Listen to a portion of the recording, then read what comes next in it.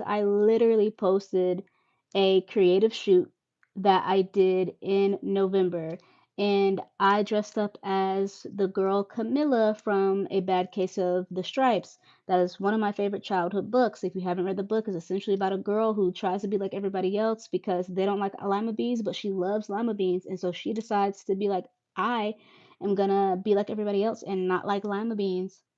And guess what? She gets really, really sick and starts turning into different colors of the rainbow, called Bad Case of the Stripes. And she cures herself by eating lima beans and being her true self because she likes lima beans. And it's so funny because with this creative shoot, it's the most creative thing that I've done so far, and I want to continue to outshine and outdo myself creatively. And for the longest time, I would be so down on myself and doubt myself about my own creativity, like it says in The Artist Way.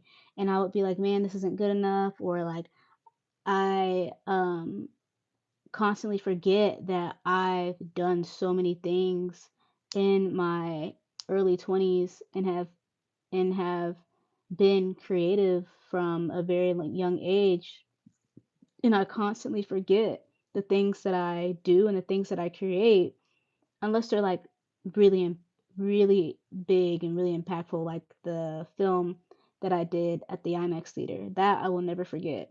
But other things that I've like done or whatever, I would tend to forget them because I hop and skip and jump from one thing to the next thing to the next thing to the next thing, not processing it enough and not being able to absorb it and sit with it and be like, oh man, I really did do that thing. That was amazing. That was awesome. And I just don't reflect enough when it comes to my creative endeavors and my creative pursuits. And that's something that the morning pages are really good at um, doing because it forces you to reflect. It forces you to just dump everything out. And I used to be really insecure about my creativity, but that post that I did today, I posted the second batch of photos, and I'm just like, man, I'm really creative. I came up with that concept all on my own. Like, I really did that. And the photographer came through.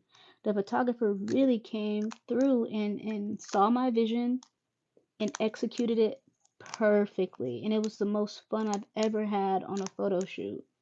Like, the Bad Case of the Stripes and the punk photo shoot that I did were my most two creative photo shoots. Ow. And I'm just so proud of them, and I'm so proud of my creativity. And I want to keep being creative when it comes to modeling and taking pictures because I really do enjoy taking pictures. And I used to be really confused about my identity because I felt as if I needed to be one thing. I felt as if I needed to be, oh, just a filmmaker. Oh, just a writer. Oh, just an event planner. Oh, just a model. Oh, just a photographer, etc., etc., etc. And I'm like holding on to so much shame of having a multitude of interests and wanting to pursue a lot of interest all at once because we've been told all our lives like, oh, you need to identify as one thing, you need to do just one thing. But now we know that isn't true because a lot of people just do a lot of stuff. And I'm one of those people that be doing a lot of stuff, picking stuff up, putting it down, picking stuff up, putting it down, picking stuff up and putting it down. And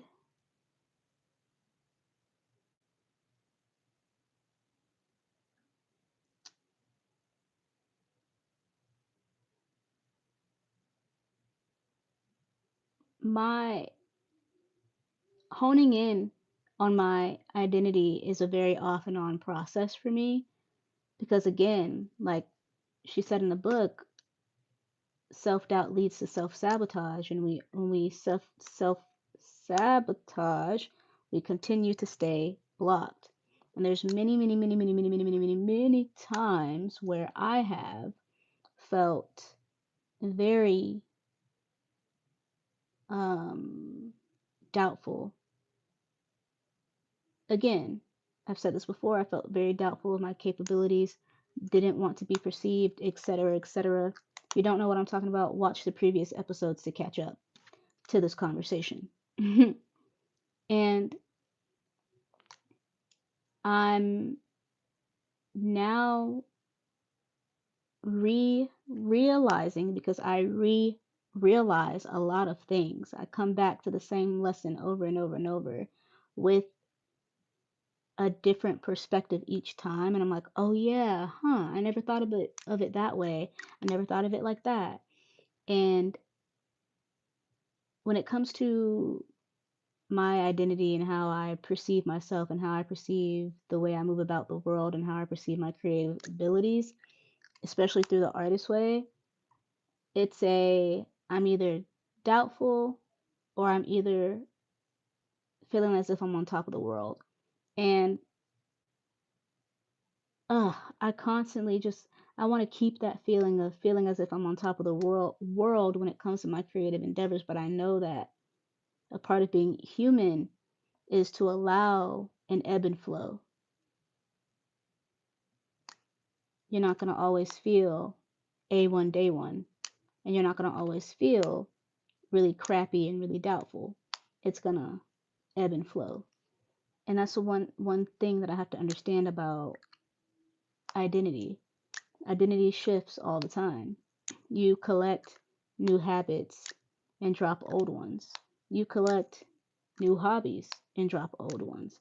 Maybe you go back to an old hobby and be like, you know what? Let me add this whole old hobby back into my collection, and it becomes a part of your identity.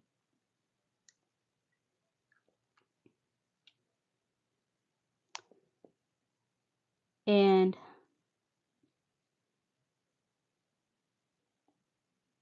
I'm realizing now that I am allowed to exist as I am. I'm allowed to exist as I am, and I am allowed to fully see, fully experience, fully see, fully grasp, fully hold on to, fully explore how creative I can get, how creative I can be. And I've spent a lot of my time playing small.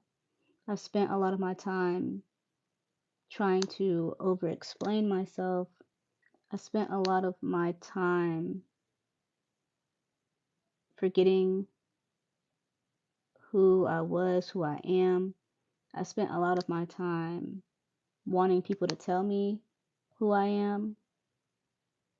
I spent a lot of time not trusting my own intuition and my own sense of self, all in the guise of, oh, I just want to be accepted and liked by other people. Or, oh, she can do X, Y, and Z, and I can't do it. So I'll never really amount to anything and get stuck into comparison. It was either or. And with being stuck in comparison, I would find myself being very jealous and very upset that I thought or perceived that I couldn't do the things that that person was doing. Internally, I wanted to do those things, whatever it was, but I felt like I couldn't because it'll take me forever to learn XYZ. And I didn't want to have the patience to learn XYZ. I didn't want to sit there and have a huge learning curve, because whenever I have a learning curve and whenever something's difficult and whenever I can't grasp it fast enough, I just give up because I'm like, this is taking too long. Why can't I grasp this concept like the person that I'm I guess, aspiring to be or jealous of. Check out the rest of this video. It will be in the description box, in the comments, and also in the eye in the top right corner for you to go ahead and watch. Make sure you watch the rest of the episodes as well as I recommit to the artist way and post every day and go live every day on YouTube.